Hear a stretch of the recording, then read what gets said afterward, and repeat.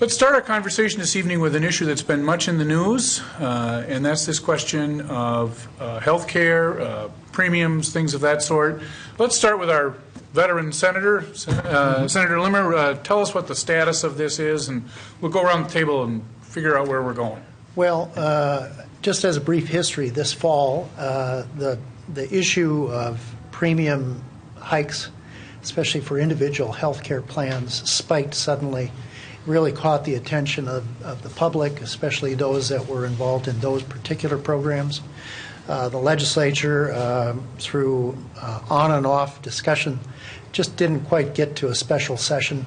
I think all caucuses realized at the very first day of the session that is priority number one, to make sure that we have an affordable health care that works for as many people as possible. And at the same time, I think everyone that I know in both chambers and in both parties are somewhat united in how that change for the better is an absolute priority. We're not done with the bill. We've both passed two versions, one in the House, one in the Senate. The House is slightly different than the Senate version, but nevertheless, it'll now step into the conference committee phase.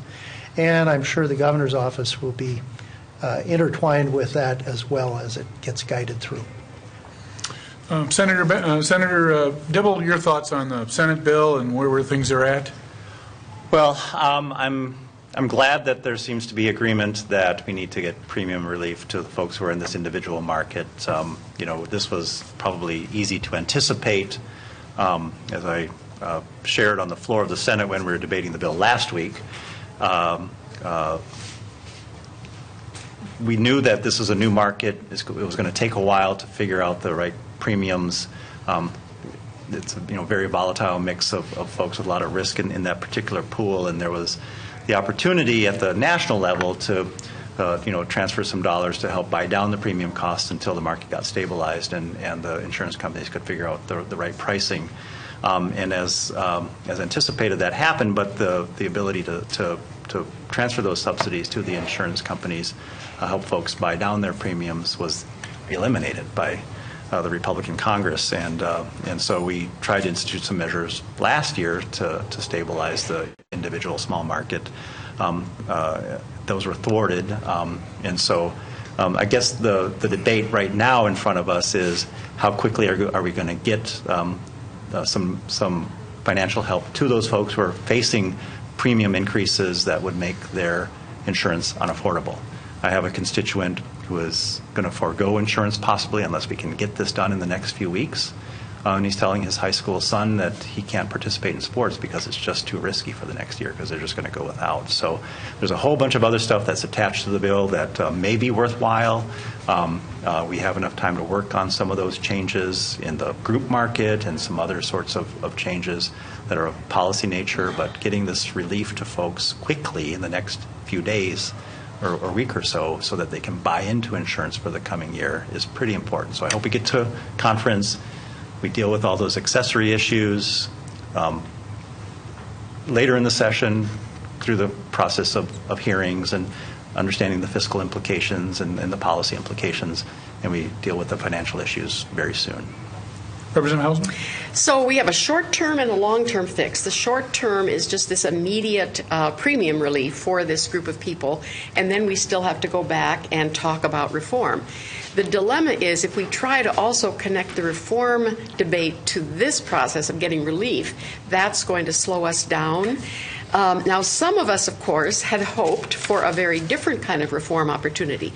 The Affordable Care Act provides for a state in 2017 to apply for a waiver and do something on their own. And we actually had a bill introduced this week by Representative Bly and 34 other authors, and I think it's been introduced by Senator Marty in the Senate, the Minnesota Health Plan, which would have taken an entirely different approach, which would have said everyone has health care, and you make it more about health care rather than health insurance.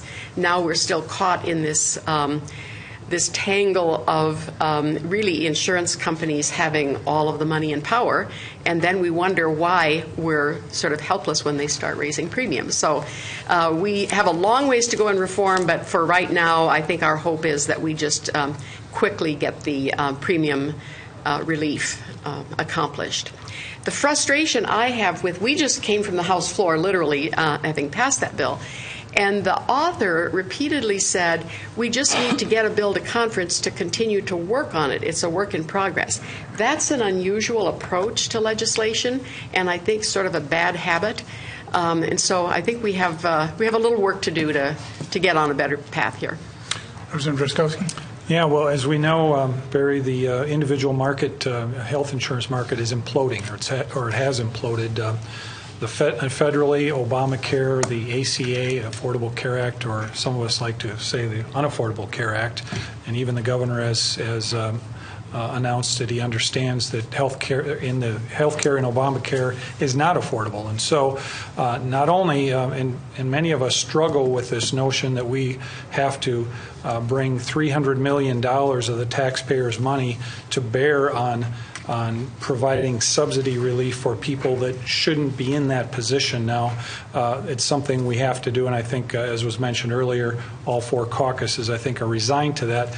But we have in the House an approach that actually brings some reforms forward, so when we come to this point next year, we're not in the same boat again. So we would be remiss if we don't start doing some things to provide access for people, to give them more choices, more freedom in their health care program, their health care insurance programs. I offered an amendment on the floor today that was adopted, for instance, that provides more freedom of choice for people to buy the type of and the amount of insurance that they want to buy from their insurance company without having to be dictated to by the 68 different insurance mandates that the state of Minnesota is placing on that relationship between the insurance company and the person buying the insurance. And our new Congressman Jason Lewis called it regulatory disease, and we've got regulatory disease here in Minnesota too. So this was an example of trying to start to cure that regulatory disease, dropping the barriers for access and choice and freedom for folks. So those are some additional things that we're putting into the House bill. Hopefully that will go into conference committee and broaden the discussion for some more reform. And a downside of that amendment is now the consumer has to decide, well, I don't think I'm going to get cancer, so I'm going to buy this kind of policy because it's going to cost less. I don't think I'm going to get diabetes, and so I'm going to buy this kind of policy because I don't have to pay for that coverage. So that you put the consumer in the position of having to guess, and the consumer is going to be probably optimistic if they're like Senator Dibble or Runner, and you think you're relatively healthy, that you're not going to have a. I did fall down and crack my rib recently. So that's the downside of that amendment that was added today, that it puts the consumer in the position of sort of trying to guess, well, what do I think I might get, and what should I be covered for in my insurance policy? Why don't I give you the last opportunity to defend your amendment here, Representative Drazkowski? I think many of us trust individuals and their insurance companies to make those decisions rather than the dictates of government, which bring forward these Cadillac policy requirements that people are forced to buy. And for instance, in an individual market in my district, I've got two farm families, Barry. One is facing over $50,000 of deductible and premium costs in 2017. The other one is at about $40,000. They're getting no insurance right now, so they have no coverage.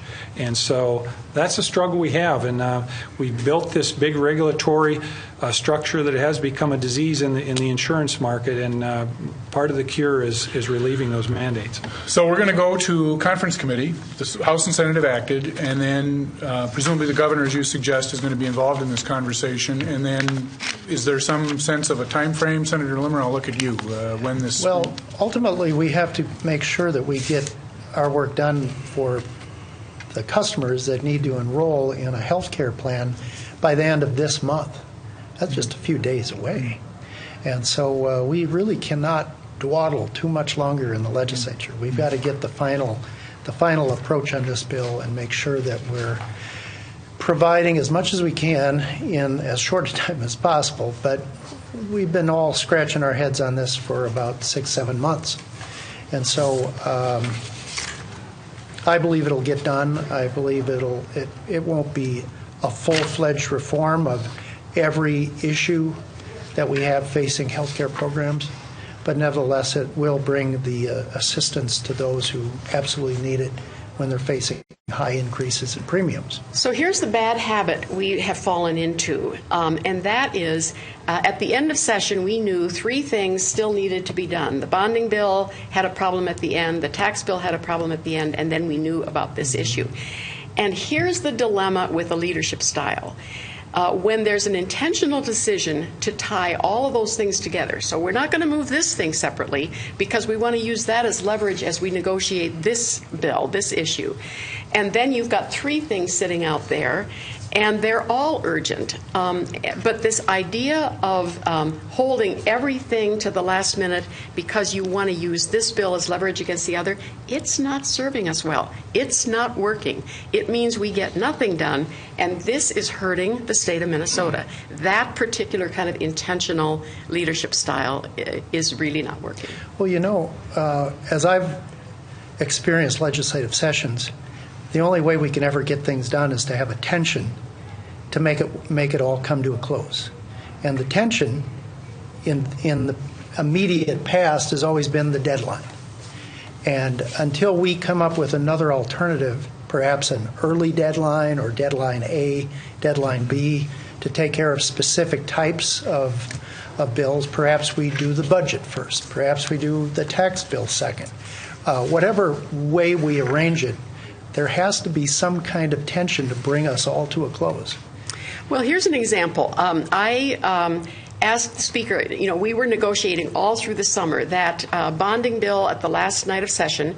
It had some errors, but we cleaned them up and said this is the bill as it was intended. The governor made a few more requests.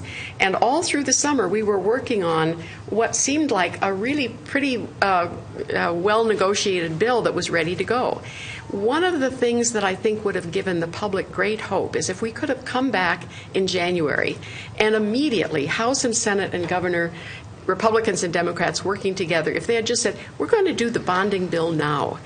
And that would give the public hope that we could actually do something big and do it early and get it out of the way. And would have cleared the deck for the budget negotiations that follow. But again, my fear is that now that we've passed the start of session, that bill too gets held again. One of the an urgency about that bill, we've always argued there's still low interest rates and low bids coming in, but I think there's some indication that could change very quickly. We already see a number of those projects have added $1 million or $2 million to their cost. The taxpayer dollar would go further if we did those projects now than if we waited because till of May. the effect of inflation. Exactly. Right. And even just the economy. It was disappointing to see that the bonding bill introduced by the chair in the Senate is the bonding bill from last year and not the bonding bill that was negotiated over the course of the interim, kind of setting us back quite a bit and ignoring all of the productive conversation we had.